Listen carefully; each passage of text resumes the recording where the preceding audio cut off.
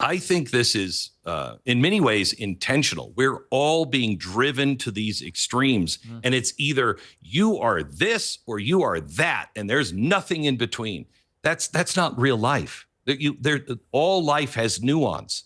There's no way to navigate. There's no way to defend ourselves, our culture, if we all must be 100% this or 100% that. And you know what? And I genuinely believe it's been fueled by social media, because what social media does, it fuels tribalism, where people, in the end, they become so tribal and their echo chamber keeps reinforcing this one singular worldview that when facts change, they don't want to accept it. If it is negative to their tribe, and it reminds me, I read a book about this several years ago, where I talked about, if you go back in 2,000 years, you would have genuine tribes, right, in the world.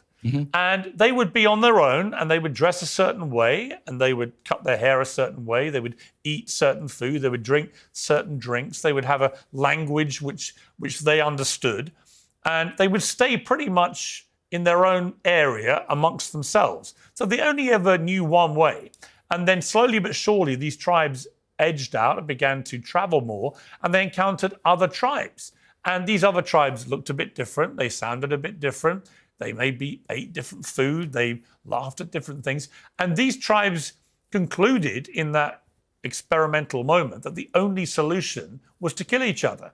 And I look at what happens on social media now, and it's pretty much the same thing, where the tribes are so locked in to supporting their own side against any invader, as they put it, that even when there is something which self-evidently their own side should condemn, whether it's the right or left, they can't bring themselves to do it. They will fall over themselves to explain, to justify, to excuse, because they feel like they're betraying their tribe.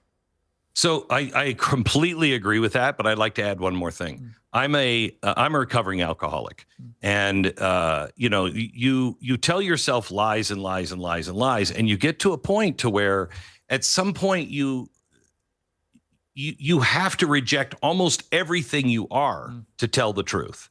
And it becomes you might know, I can't keep living this way. I can't keep living this way, but you have to reject everything that you have built. And that's the problem with these tribes, is we have separated ourselves. And for me to not hate you, I have to reject almost everything that I have built in my own life, because I'm built on hating you now. That is a really dangerous place. And we're there.